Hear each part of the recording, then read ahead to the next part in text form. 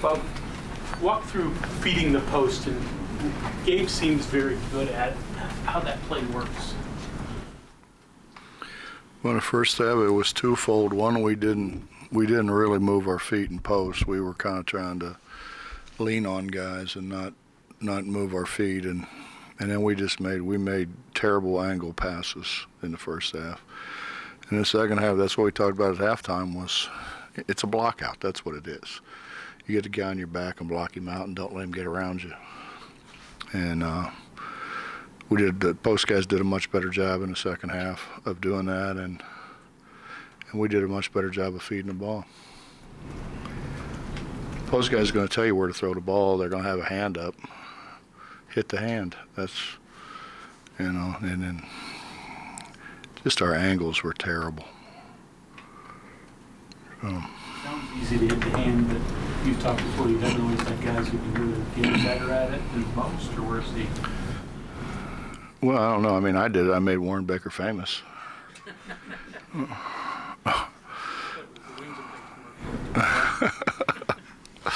A little bit of both. No, they give you the target, you hit the target. I mean, that's athletics, I think. Most sports. Hit the target. Bob, first 6-7 minutes were pretty even. You make wholesale changes. Knapp hits a couple big shots. Chase hits a big shot. It seemed like that was kind of when things started rolling for you guys. Did you feel like that was when the momentum sort of started going your way? I thought when it was we got it to 15 and 11, we were starting to. Chase has been terrific. I mean, I don't think people. I know most of you do, but normal people don't understand how much Chase brings to the table for us. I mean, he's been in a lot of cases our best defender on the floor. He's made shots. He's telling constantly other guys where to go, what to do.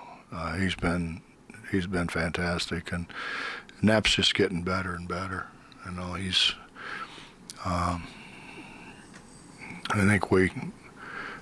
I forget. I don't forget. I guess I just don't think about that. You know, he's coming back from a pretty serious knee injury, and then had some other things where they didn't know whether he'd ever play again.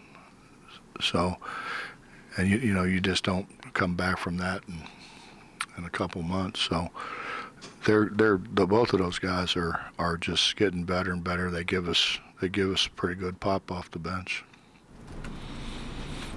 Speaking of bench, Coach, almost half your points came from your reserves, and you had that 12-0 run in the first half. All bench players scoring. Is it, I guess, a relief knowing you can get that much of an offensive output from your bench?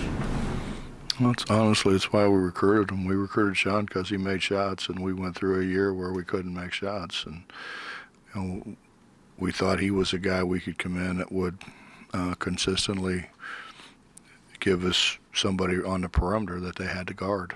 And Taz the same way. I mean, you're talking about the leading junior college scorer in Division II junior college, and the second leading scorer in Division I junior college. I mean, they scored there, and I think the hard thing is they're trying to figure out what's going on. So it's hard to play and think. You really play and react. You don't play and think. When you're playing well, you're reacting to what goes on, and because you've already practiced it and done it, and you understand what you do in different situations. And I think as early in the year, those guys were thinking too much and not reacting, and now they're starting to react. They're starting to understand what's asked of them, and consequently they're playing better. It's not really, you don't think. You don't have time to think. You react.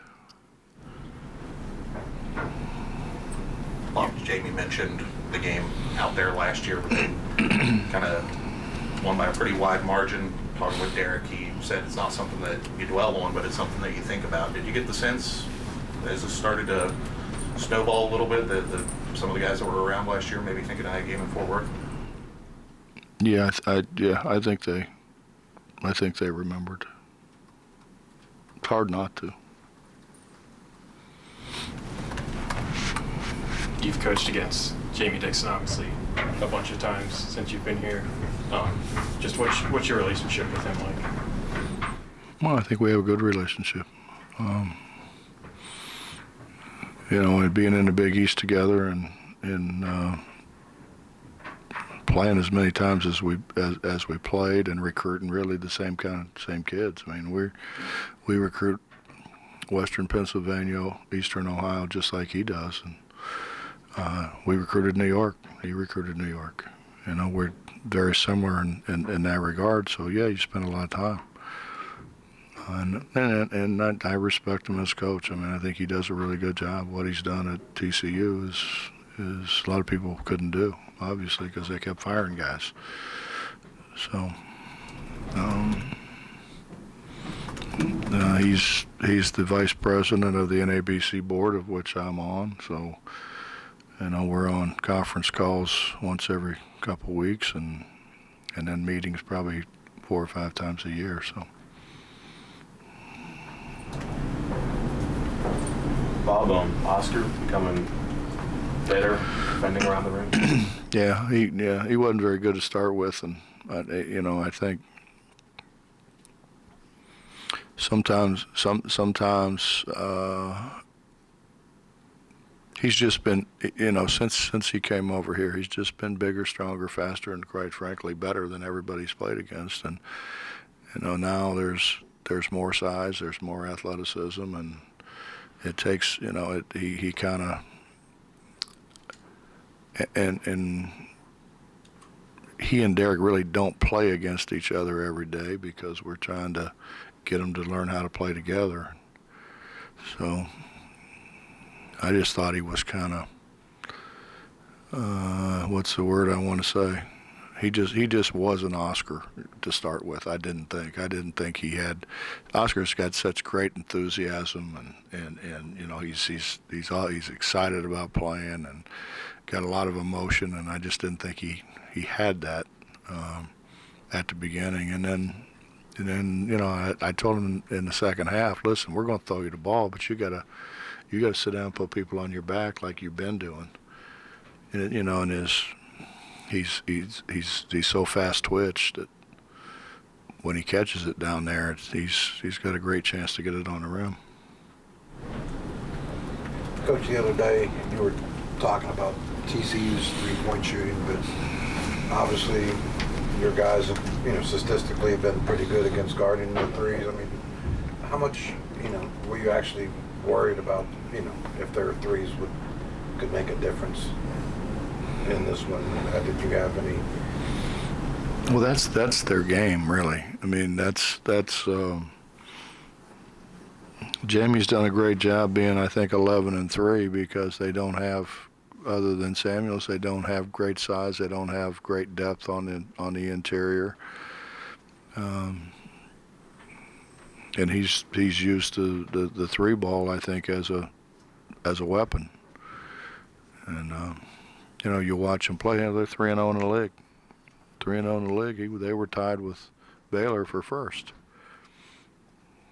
And they're gonna have a say so, I think, in who wins the league.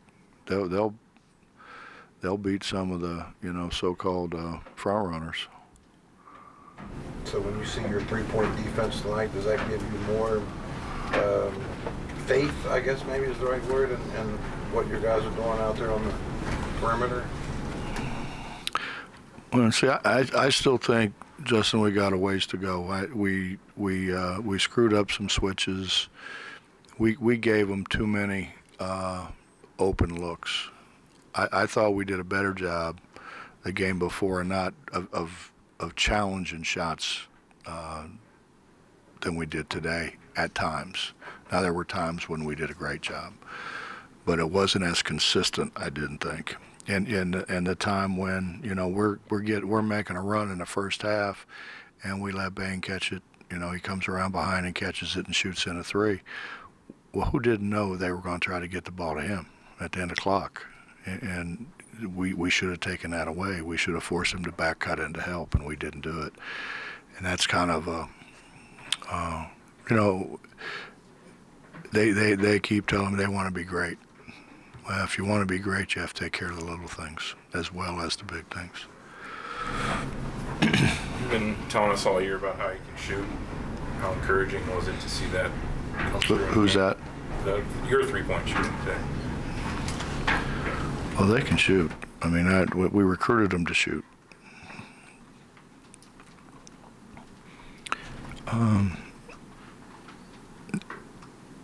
Taz, and really, we haven't, I don't think, used all of Taz's talent and ability, because he was a guy you could invert and play in the post in junior college, and it was a very strong junior college conference.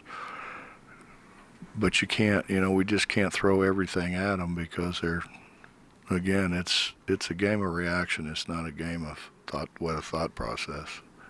You don't have time. You talked about executing all the way through the shot clock in this half-court defense. Which one is more difficult to execute through its entire run? Full-court press of past teams, or doing it like this through an entire possession?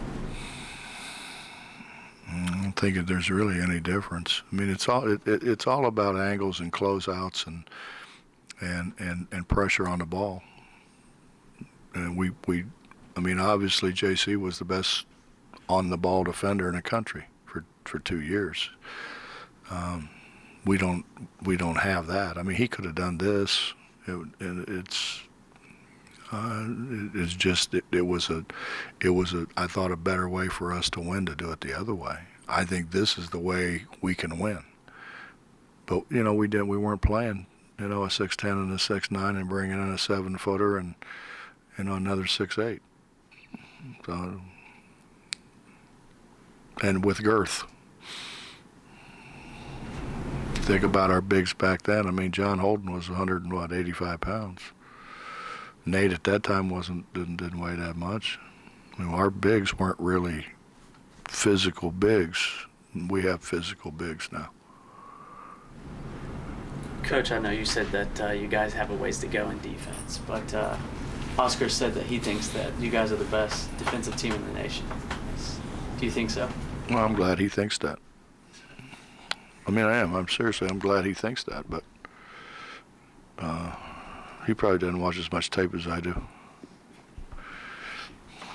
you think that players have made the best out of Haley and Matthews not being as productive offensively? It just seems like you've had a couple of guys, Napper, Chase, today Sean, guys who had to fill in for that third spot, maybe fourth spot even, that maybe extra minutes and opportunities help them a little bit, help you on. I don't know, Mike. It's kind of, it's for the most part, it is a game of kind of ups and downs. I mean, you shoot it really well one day, you don't shoot it quite as well the next day. Emmett carried us early. I mean, he carried us. I mean, he made big plays. He made big shots. Wichita game, when they started to make a run, he hit a big three that really killed the run. He's just struggling to make a shot. And that that affects you. It affects people. Jermaine can do so many things. When Bain got hot, what do? We put Jermaine on him. And Jermaine's whatever he is, 6'6", 6'7", and long. That's tough for a 6'1", 6'2" guy. And he's got ball skills. And he's kind of been in a slump, and he made some plays. But I mean, I think as people saw, he can make athletic plays. Kind of going off that a little bit, by the time February, March rolls around, you may not have anyone in the top, 10 in the league in scoring or anything, something like that, maybe 8 or whatever. But you've got a team approach, a team aspect, a good bench,